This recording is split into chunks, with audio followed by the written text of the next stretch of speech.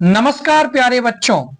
उम्मीद है कि आपकी कक्षा 10वीं की बोर्ड परीक्षा की तैयारी बड़े ही बेहतर ढंग से चल रही होगी और इसी तैयारी को और बेहतरीन बनाने के लिए हम आपके सामने कुछ महत्वपूर्ण कक्षाएं लेकर के उपस्थित हुए हैं जो कि आपके बोर्ड पेपर के बड़े काम आने वाली हैं और हो सकता है कि आपको यहां से सीधे तौर पर प्रश्न देखने को मिलेंगे। तो आप हमारे साथ जुड़ जाइए। आपके सामने आज सबसे पहले हम हिंदी के जो सही विकल्प हैं वो 65 से भी ज्यादा सही विकल्प आपके सामने प्रस्तुत कर रहे हैं। तो चलिए शुरू करते हैं। सबसे पहला प्रश्न है कि सूर सागर के रचनाकार कौन है? सूर सागर के रचनाकार कौन है? तुलसीदास, कबीरदास, सूरदास या फिर रहीमदास? बड़ा ही सरल सवाल है लेकिन 2022 में इस सवाल को पूछा गया है। ठीक है ना? तो सूर सागर के रचनाकार कौन है? तो सूरदास जी सूर सागर के रचनाकार हैं। दूसरा प्रश्न देखते हैं।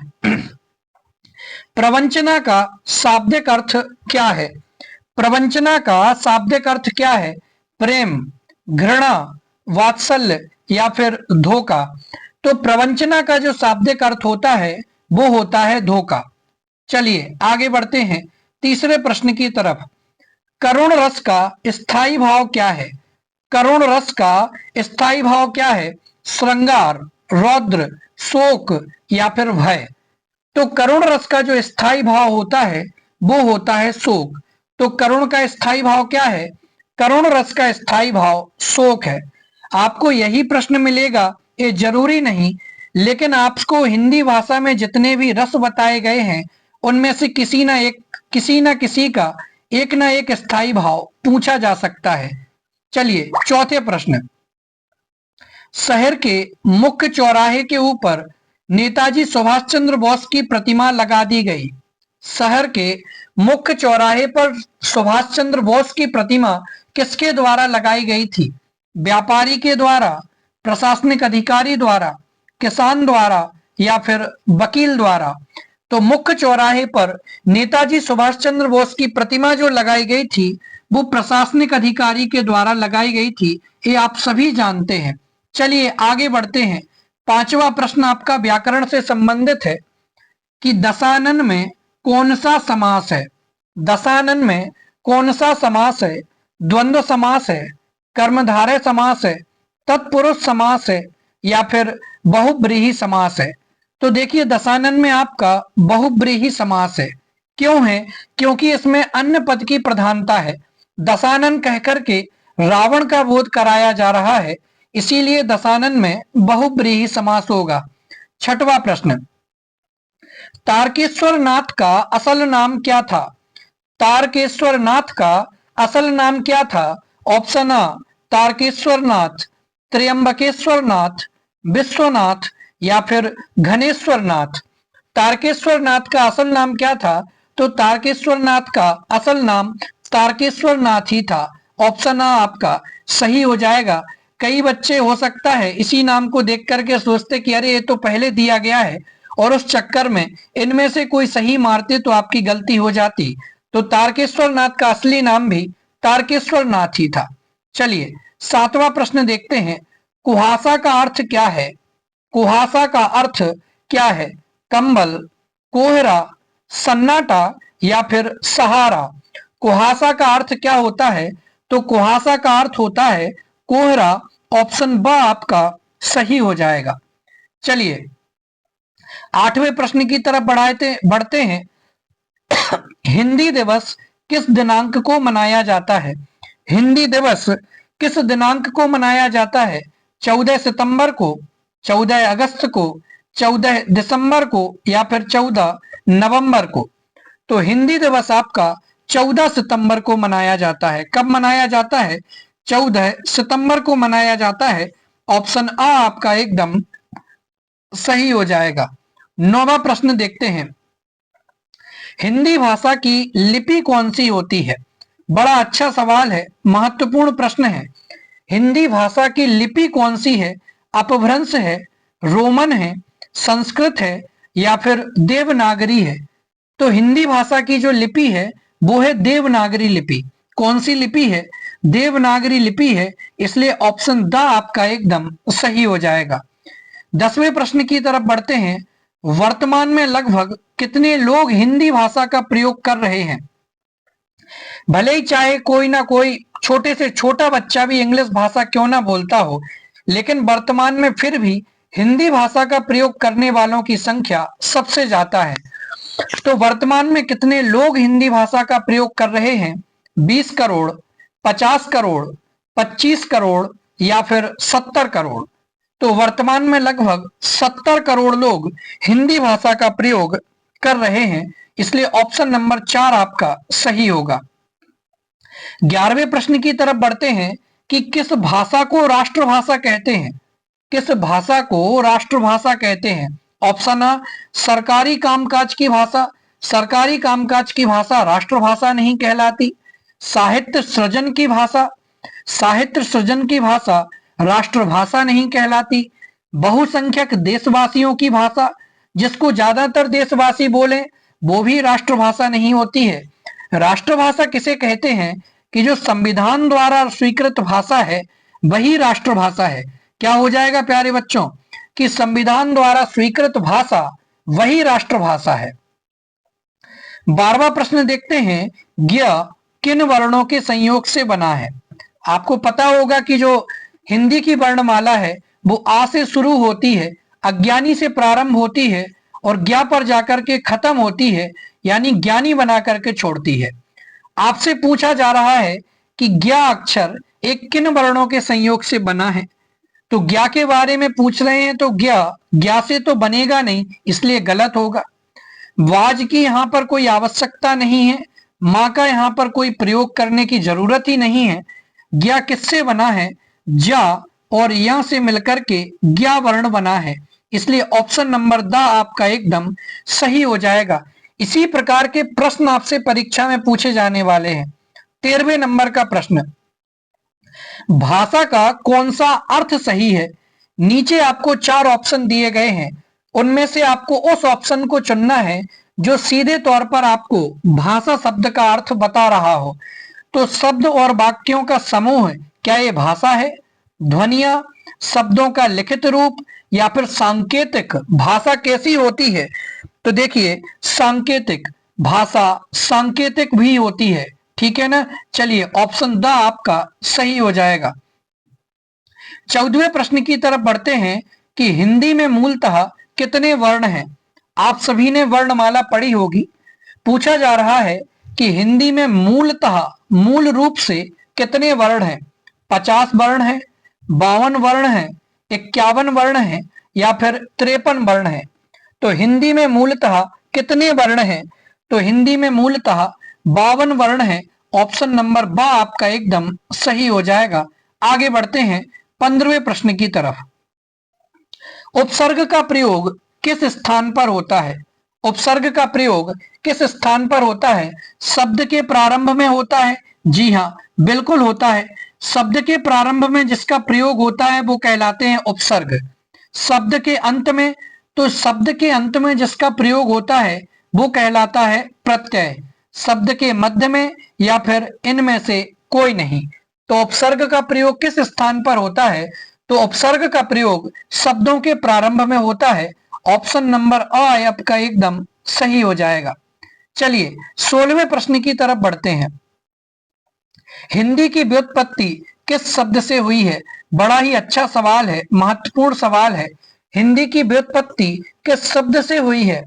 हिंद से हुई है, सिंधु से हुई है, हिंदू से हुई है या फिर इनमें से कोई नहीं? तो हिंदी की व्युत्पत्ति किससे हुई है? तो हिंदी की व्युत्पत्ति हिंद से हुई है, इसलिए ऑप्शन नंबर अ आपका एकदम सही हो जाएगा।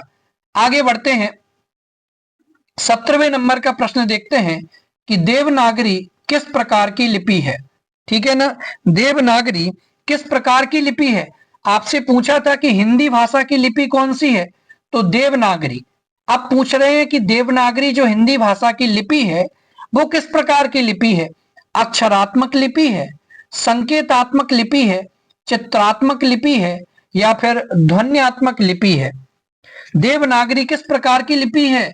तो देवनागरी अक्षरात्मक लिपि है, ठीक है ना, इसलिए ऑप्शन आ आपका एकदम सही हो जाएगा।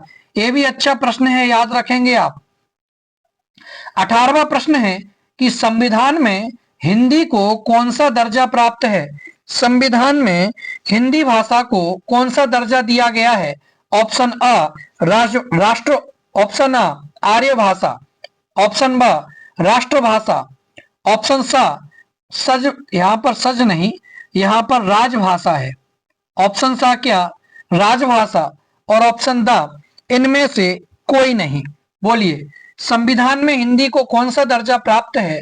तो संविधान में हिंदी को राजभाषा का दर्जा प्राप्त है, राष्ट्रभाषा का दर्जा नहीं, अन्यथा आप गलत कर देंगे। राजभाषा का दर्जा प्राप्त है। 19वां प्रश्न देखते हैं, दोपहर के पूर्व का समय क्या होता है। दोपहर के पूर्व का समय प्रातः काल होता है, मध्याह्न कहलाता है, पूर्वाह्न कहलाता है, या फिर अपराह्न कहलाता है। तो जो दोपहर के पूर्व का समय होता है वो कहलाता है पूर्वाह्न। ठीक है ना, क्या कहलाता है, पूर्वाह्न कहलाता है, इसलिए ऑप्शन सा आपका सही हो जाएगा। चलिए 20वें प्रश्न की तरफ।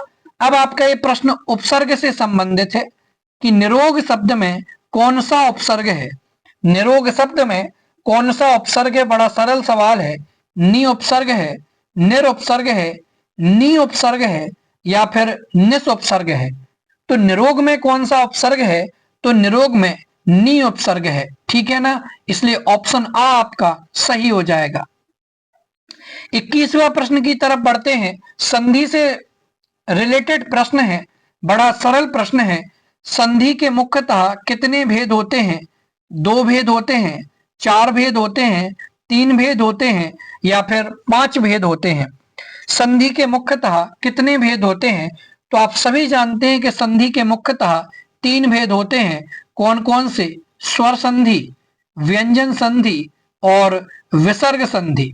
ठीक है ना, हो सकता है आपसे इस बार इस तरीके से पूछ लें कि निम्न में से कौन सा एक संधि का भेद नहीं है। तो वहां पर आपको इन 3 के अलावा कोई मिले तो देख करके आप टिक मार दीजिएगा। चलिए 22वां प्रश्न समास से रिलेटेड। समास के कितने भेद हैं। 4 भेद हैं, 6 भेद हैं, 5 भेद हैं, या फिर 7 भेद हैं। ठीक है ना, तो समास के कितने भेद हैं। समास के 6 भेद होते हैं हिंदी के हिसाब से, इसलिए ऑप्शन बा आपका सही हो जाएगा। 23वां प्रश्न देखते हैं कि पंचवटी में कौन सा समास है। पंचवटी में कौन सा समास है, बड़ा सरल प्रश्न है। तत्पुरुष समास है, द्वंद्व समास है, कर्मधारय समास है, या फिर द्विगु समास है। तो पंचवटी में कौन सा समास है। तो आप जानते हैं कि जिस समास में संख्यावाची पद का प्रयोग किया जाए वो द्विगु समास होता है, इसलिए ऑप्शन नंबर द आपका एकदम सही हो जाएगा। पंचवटी में द्विगु समास है। चलिए 24वां प्रश्न देखते हैं कि कानून के द्वारा जो मान्य हो उसे क्या कहेंगे। कानूनी कहेंगे, लग तो यही सही रहा है लेकिन ये सही नहीं है। वैध कहेंगे, बिल्कुल इसको वैध कहा जाएगा। वैधिक कहा जाएगा, बिल्कुल नहीं।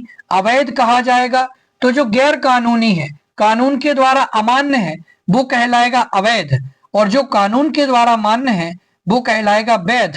इसलिए ऑप्शन नंबर बा आपका एकदम सही हो जाएगा। 25वां प्रश्न देखते हैं कि विद्यार्थी शब्द में कौन सी संधि है। बड़ा सरल प्रश्न है। वृद्धि संधि, गुण संधि, दीर्घ संधि, या फिर यण संधि। ठीक है ना, चलिए कौन सी संधि है। विद्यार्थी शब्द में कौन सी संधि है, यज संधि। बोलिए, तो विद्यार्थी शब्द में आपकी दीर्घ संधि है, ऑप्शन नंबर आपका सही हो जाएगा। क्या बनेगा, विद्याधन अर्थी। ठीक है ना, तो यहां पर बड़ा आ है और यहां पर छोटा आ है, दोनों मिलकर के बड़ा आ बना देंगे, इसलिए विद्यार्थी शब्द का निर्माण होगा। चलिए 26वें प्रश्न की तरफ। फिर से सरल प्रश्न है। हिंदी में कितने वचन होते हैं। 2 वचन, 4 वचन, 3 वचन, या फिर 5 वचन होते हैं। तो देखिए जैसा कि आप सभी जानते हैं कि संस्कृत में जो वचनों की संख्या है वो 3 मानी गई है, एक वचन, द्विवचन और बहुवचन। लेकिन हिंदी भाषा में जब वचनों की चर्चा आएगी तो वहां पर दो वचनों को स्वीकार किया गया है, एक वचन और बहुवचन को। तो हिंदी में कितने वचन होते हैं? तो हिंदी में दो वचन होते हैं। ऑप्शन नंबर आ आपका एकदम सही हो जाएगा। 27वां प्रश्न फिर से रस से संबंधित है कि वीर रस का स्थायी भाव क्या है? वीर रस का स्थायी भाव क्या है? भय है, उत्साह है, शोक है या फिर निर्वेद है? वीर रस का स्थायी भाव क्या है? तो वीर रस का जो स्थायी भाव होता है वो होता है उत्साह। इसलिए ऑप्शन नंबर ब आपका एकदम सही हो जाएगा। चलिए 28वें प्रश्न की तरफ बढ़ते हैं कि चौपाई के प्रत्येक चरण में कितनी मात्राएं होती हैं? 4 चरण होते हैं। तो प्रत्येक चरण में यानी कि हर एक चरण में कितनी मात्राएं होती हैं चौपाई में? 12 होती हैं, 16 होती हैं, 14 होती हैं या फिर 18 होती हैं। तो चौपाई के प्रत्येक चरण में 16 मात्राएं होती हैं। आप छंद में मात्राओं को भी देख करके जाएं, ये प्रश्न 2023 में पूछा गया था। तो चौपाई के प्रत्येक चरण में 16 मात्राएं होती हैं, 16 मात्राएं होती हैं। 29वां प्रश्न देखते हैं कि मीराबाई के गुरु का नाम क्या था? मीराबाई के गुरु का नाम क्या था? नानक देव, दादू, सहजोबाई या फिर रैदास? मीराबाई के गुरु का नाम क्या था? तो मीराबाई के गुरु का नाम था रैदास। ऑप्शन नंबर द आपका एकदम सही हो जाएगा और बड़ा महत्वपूर्ण प्रश्न है, इसलिए आप इस नाम को जरूर याद रखें। आगे बढ़ते हैं 30 नंबर प्रश्न की तरफ। नई कविता के कवि कौन है? नई कविता के कवि कौन है? निराला, महादेवी वर्मा, सुमित्रा नंदन पंत या फिर रघुवीर सहाय? नई कविता के कवि कौन है? तो नई कविता के कवि हैं आपके रघुवीर सहाय। ऑप्शन नंबर द आपका सही हो जाएगा। ये भी द मोस्ट इंपोर्टेंट प्रश्न है, इसलिए इसे भी आप याद रखेंगे। ठीक है ना? नई कविता के कवि कौन? रघुवीर सहाय। 31 नंबर का प्रश्न देखते हैं। रामचरितमानस की भाषा क्या?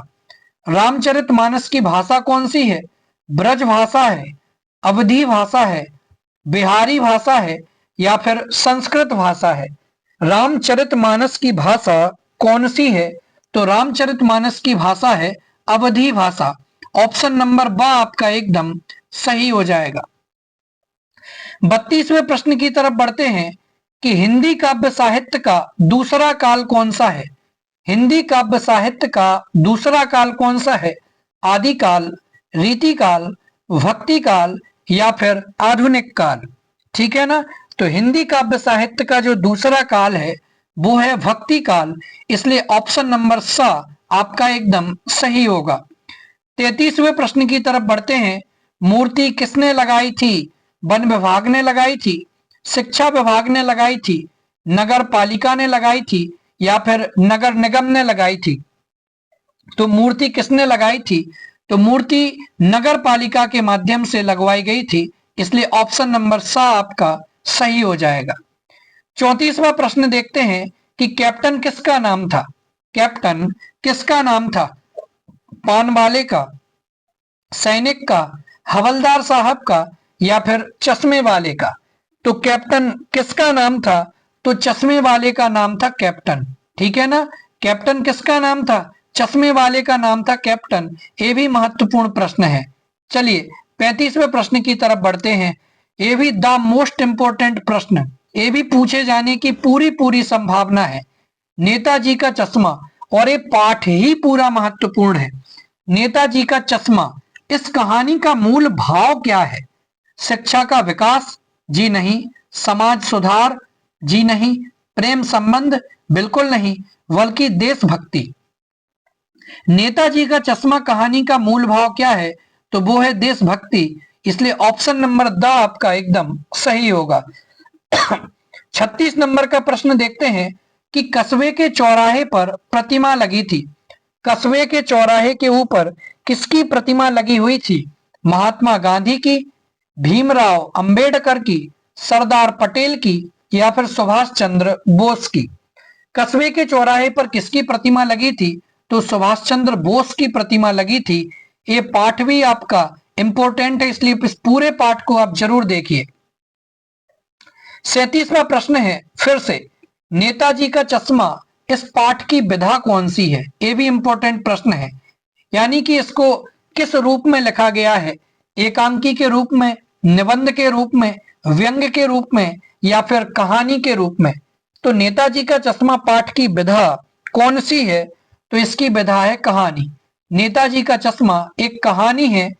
चलिए आगे बढ़ते हैं। 38वां प्रश्न, ये पाठ भी महत्वपूर्ण है।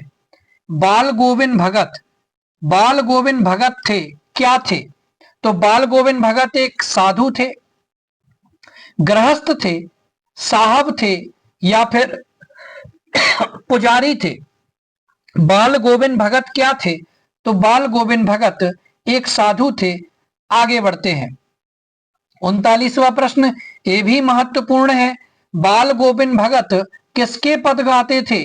सूरदास के पद गाते थे, मीरा के पद गाते थे, कबीर के पद गाते थे या फिर तुलसीदास जी के पद गाते थे? बाल गोविंद भगत किसके पद गाते थे? सूरदास के, मीरा के, कबीर के या फिर तुलसीदास के?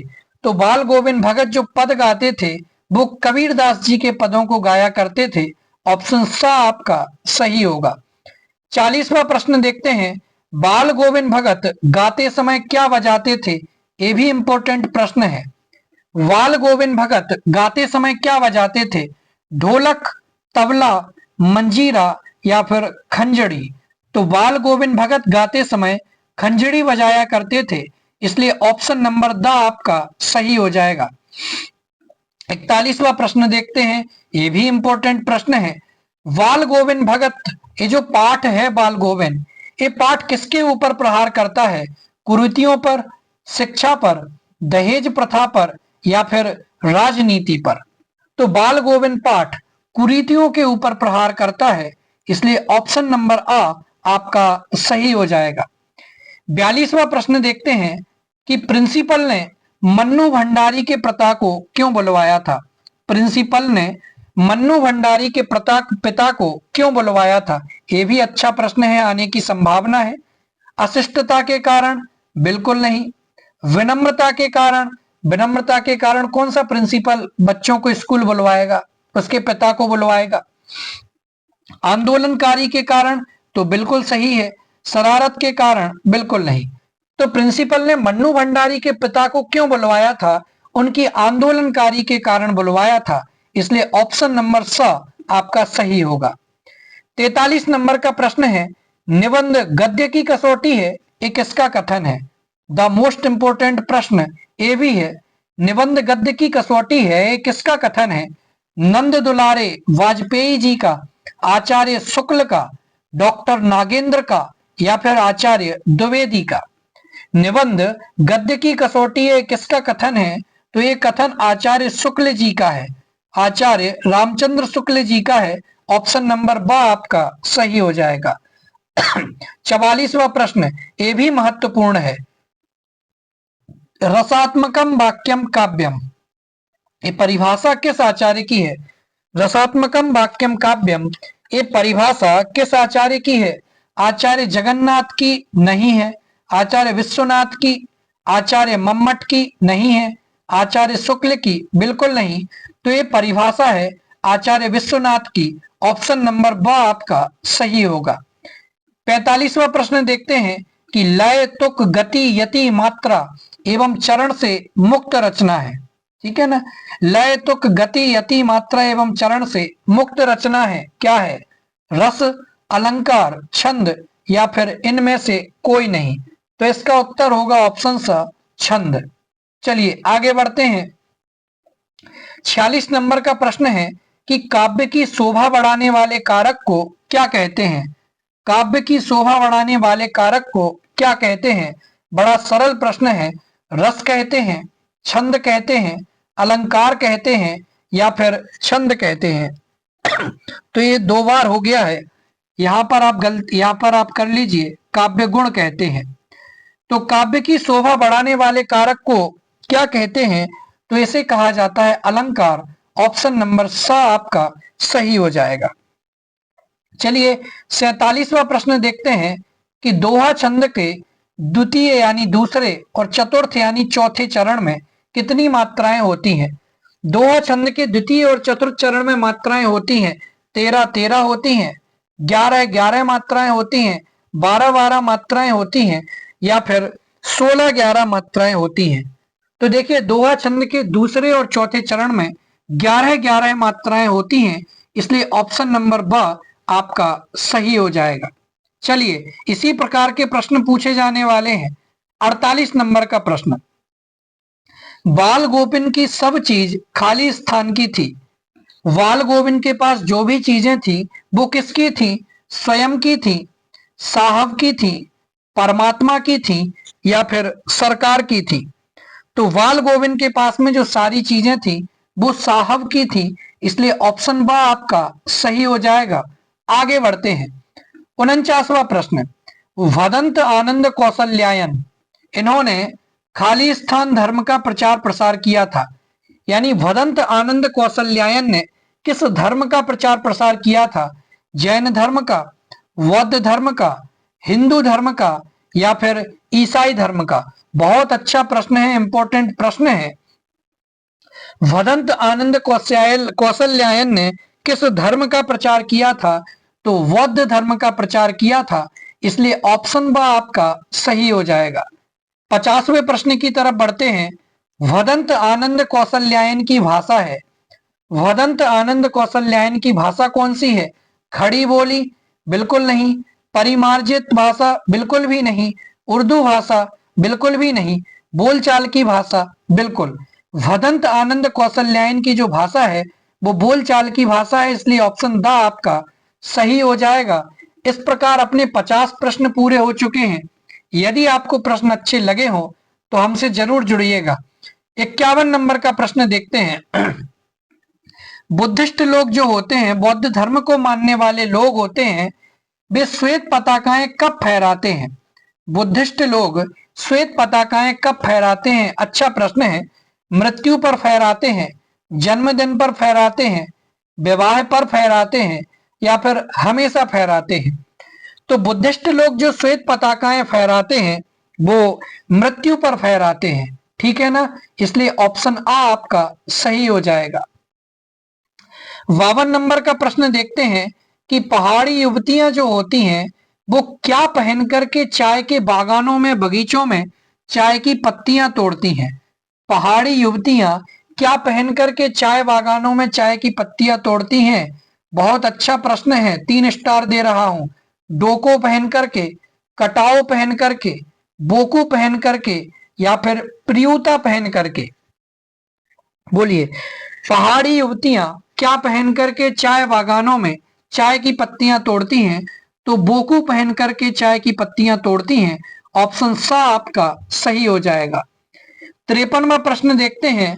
सिक्किम में किसके फुटप्रिंट हैं? ये भी अच्छा प्रश्न है। सिक्किम में किसके फुटप्रिंट हैं? कबीरदास जी के, रैदास जी के, दादू जी के, या फिर नानक जी के?